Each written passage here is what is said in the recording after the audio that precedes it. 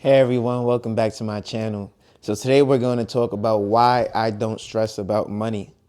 This is supposed to be an educational video for you. It's not to downplay anyone, their lifestyle, or the situation that they're in, but it's more so to tell you why, one, you're listening to me in the first place, and then two, how you can get to where I am. So starting off, one big thing that allowed me to stop stressing about money was taking control of my life. The first way to do that is by having a lot of savings. Your emergency fund must be 3 to 6 months, preferably at least 6 months of expenses. My emergency fund is more than 12 months of my monthly expenses. And this also includes fun and everything else in between. My savings is more than 2 times what I have in my emergency fund. Therefore, I literally have about 3 years of of emergencies that could take place month after month after month, and I would no longer have to stress about money.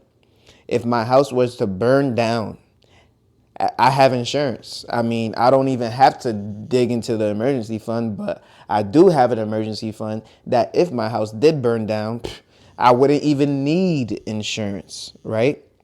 If my car stopped working, I could buy a brand new Tesla if I wanted to. That's not an issue for me. So the very, very first thing that you should think about is getting an emergency fund 3 to 6 months. This is very, very important in order to live a life that you are not beholden to a job, you're not beholden to a person, you're not beholden to circumstances that you don't want to be in. And the first way to get out of a circumstance that you don't want to be in is to be financially stable and safe. The first way to do that is by having an emergency fund. Now, I have the emergency fund. The next thing that I can do to start to improve my life little by little, taking these baby steps, is to now start investing. This is assuming that you're already out of any bad debt. You're now looking at investments. You're looking at the stock market. You're looking at businesses that you love, that you use, and that have been profitable over a 5 and 10 year period of time. If it's a newer business like Tesla that may not have been IPO'd for 10 years, you can look at different metrics in order to determine whether or not to purchase this. Again, I am not your financial advisor, so you can go ahead and seek out your financial advisor to understand what stocks or ETFs are worth investing in. Now, a few companies that have been doing tremendously for me are Tesla, Facebook, Apple has always been a rock star for me. I was just looking at my stocks the other day, today actually, and Chase Bank did okay, Nike did okay, Sony did okay. I don't put too much of a percentage into those companies, and so of course it's going to reflect that. But you know, they were up on the year. I had a few companies that fell short, like Coca-Cola, Pepsi. They didn't perform as well as they typically do, but I'm holding on to those companies because I believe in them. Now, I'm averaging a 20% return for the entire year. A lot of you are like, what? 20% return when the stock market averages about 13? 20% is actually not good for me. I typically average 28 to 27% returns. So in this market, I'm averaging 20% returns. Another reason why you should listen to me is because, I mean, it's very simple to invest. I've been doing it for 8 years, and I've never had a year where I've had less than 18% returns. The lowest returns I ever had was 18%, and I believe that had to be like 2017 or something like that. But this year, in a quote unquote high inflated environment where everything was going to fall to the gutter, I averaged 20.58% in the stock market. Once I get my editors and all that stuff and this YouTube starts to make money, you'll start to see my portfolio in real time because I would love to show that with you all. Right now is my close family and friends that typically watch my channel. And so, we get on FaceTimes, we get on these things where I screen share and I show you all my profile. I literally just got off the phone with my cousin, showed him my entire portfolio from top to bottom, over $250,000. This is why I don't stress about money. Now, moving on, you started to have your emergency fund. You at least have 6 months. I hate the 3 to 6 months. I just say the 3 because that's what most financial advisors will say. You need 6 months of emergency savings, period. Then you start to save more towards the other end, your usable accounts. I literally have an account that says emergency fund, and then I have an account that says usable account. The truth is, I don't use anything from my emergency fund for the last 2 years, and I don't use anything in my usable account for the last 2 years. Everything comes out of my checking account, and my checking account stays right around $4,000 to $6,000 a month because that's really all I need. Anytime it's more than that, I start to throw that into savings or investments, or I start to pay down the principal on my properties. And it's always going to be more than that, so I'm just going to continue to pay things down. The reason why I can do this is because, first off, my mortgages are offset by the rental income. So I don't even have to worry about that. So when I work, all of my work literally goes into investments. 14% of my income right away goes into my Roth IRA, and that has a company match. Then on top of that, I still add an additional $7,000 a year into my regular stock market account. So I invest about 14 to 15,000 in stocks every year. On top of that, I save about $20,000 a year. And then I spend the rest on fun. I took up boxing, so I box now, and that cost me about $2,400 a year. And spending time with family, going on trips, vacations, and significant others and loved ones, and giving them gifts on Christmas when I can. These are the things that I do because it's just things that I can do now that I've saved, now that I've invested. I basically save and invest close to $36,000 a year, upwards to $40,000 a year. And I also get VA disability benefits of 30%. So that does help in terms of the utility costs, which really allows me to live for free. And so anytime I work, it is literally just for investing and saving. So when it comes to a job, I used to work jobs for money. I used to chase the biggest bag, and that was the only goal. And if that was still my goal, financially, I would be in an even better place because there's no way to go wrong when you have my mindset and you have more money.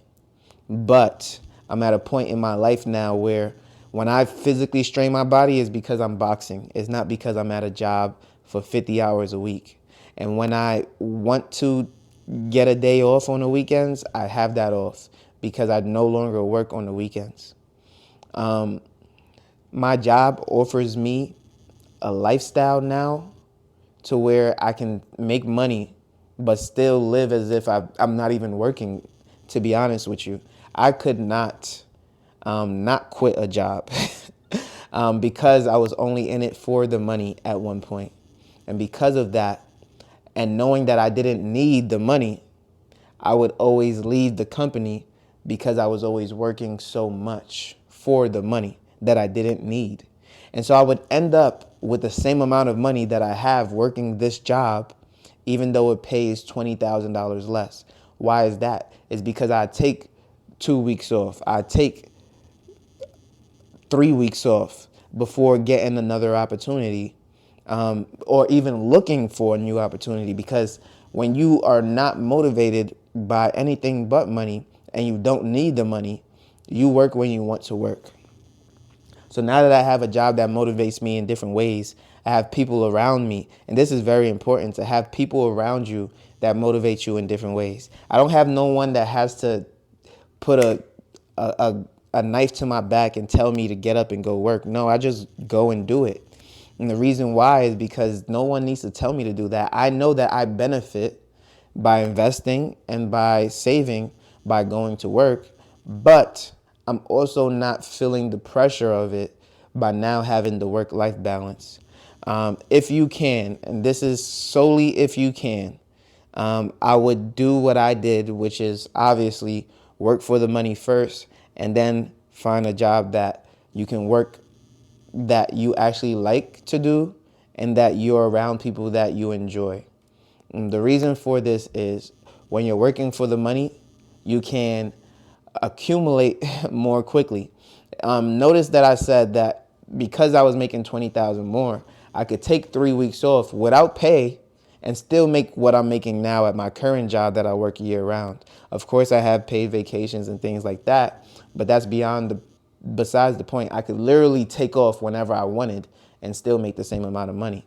The difference is that I like the job enough that I keep coming back to the same job. I like the people enough. I think that's the most important thing, that I keep going back to the same job. The most important things that I found at my new job was the people and the work-life balance. With those two things, couldn't be beat. And then, of course, the 401k company match right away, immediate. That those three things kind of keep me somewhat grounded in working with this company.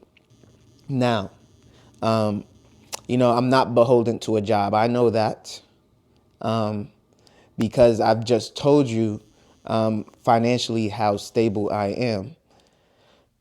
But, having the ability to basically live with stability, not have to look for something else, is also a great thing in its own right. I'm no longer someone who is bouncing around trying to figure things out. I've stabilized myself, and I think the biggest thing that was a stabilizing force was the properties that I purchased. Without purchasing these properties, I would have most likely been in Texas. I would have been in Houston. I would have been in San Antonio, Texas. I would have been living a life out there. Had I purchased properties in Houston, Texas, or San Antonio, I would have then created a life for myself out there.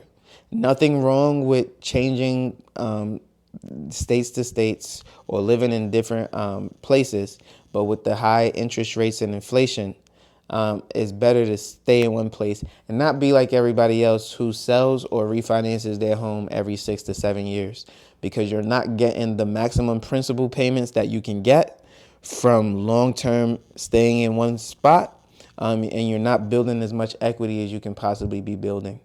And then also you're tying up way too much cash into buying more and more properties.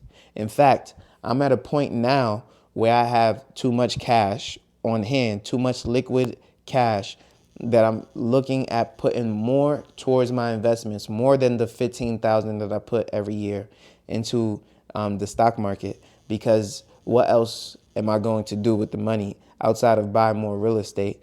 And I don't want to purchase 6.5% debt, but that doesn't mean that I won't. Of course, if the right if the right deal comes along, I'm buying. And of course, there's loan strategies and other options that we can get into. But I do want to let everyone know that my life didn't come super easy to me. To me, it seems like it came easy because mentally I kind of fell into the places. I fell into the pieces. My friend showed me a Robinhood account when I was 18. And from there, when I saw him trading with pennies, I decided I'm going to trade with thousands of dollars because my family is good at saving money and good at not going into debt. Those two things allowed me multiple chances to succeed. Just saving money and not being in debt allowed me to succeed right away. So if you can save money and you cannot go into debt, you can start to succeed. I started with $2,000 in a Robinhood account. And then over the 8-year period of time, I learned how to utilize the stock market effectively, how to understand businesses, how to read them, how to gauge them, and how to understand that when people are pulling out of these businesses, whether or not this business is a bad business or this business is a business that is going to continuously go up in value. Like Meta, right? Meta had a 10-year window before they really start to dive into that digital space, before they're really up and running.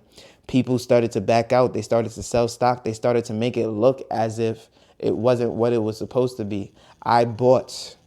Meta is now my most profitable company in 2023. I made over $1,200 on Meta alone, and I don't even think I invested more than $2,000. That is insane. So I'm just trying to tell you, I have 29 companies, and that one company made me $1,200 this year alone. I know I have someone watching this video right now who I was telling to invest in Meta when he was living in my house. So if you invested in Meta, you did good. If you didn't listen, what can I tell you? Now, with that being said, investing, saving, and then having stability in real estate is all fine and dandy. Now it's the fact that I've already saved so much. I've already invested a lot. 15,000 a year is pretty substantial. I now have still extra income, about 10, 15,000 extra in income every single year. That what am I doing with that? Sometimes I put additional in savings. Sometimes I put additional into principal payments. So I pay off my properties faster. We're not even talking about the rental income, right? I still have excess from that as well. We're not even talking about the 30% disability that I get as well. So there's more cash flow coming in. Even in my savings account, I'm getting 4.4% every single year on that alone. I made over $1,000 in interest on my savings account this year. On a savings account, I made over $1,000 in interest. I mean, that just goes to show you how much I'm investing. If you do the math, you'll start to understand like how much I'm actually saving to even get $1,000 in interest in a year. I mean, it's ridiculous. And it wasn't at 4.4% the whole year, right? It was less than that. And then gradually increased as interest rates stayed high. And so what can I say? Like, there's no reason to stress. There's no reason to. I throw parties. I used to throw smaller parties every couple of months for friends and family, just wine tastings and pool parties and things like that. But now I do a little bit more. Like, I hosted 4th of July this year. We'll be going to Pennsylvania to host 4th of July in 2024. So, I mean, just came back from 2 different countries in 2023. More than that, actually. We went to Dubai, France, what's the other one? Netherlands, Colombia. I'm pretty sure I'm missing one. But, I mean, all of these things are only made possible now because of what I've done in order to solidify myself, in order to get my life in order. Some of those, I was retired when I was going on some of those trips. And then some of those, I was working again while going on these trips. I've always told people that I would retire by 35 years of age. And to be honest, I could retire now. There's nothing really stopping me outside of the fact that if it was just me, I could retire. But now that I'm looking at possibly starting a family in a few years, there's a different type of lifestyle that you want to afford to them. You want to afford them the lifestyle to travel the world with you, and it not be a burden on you financially.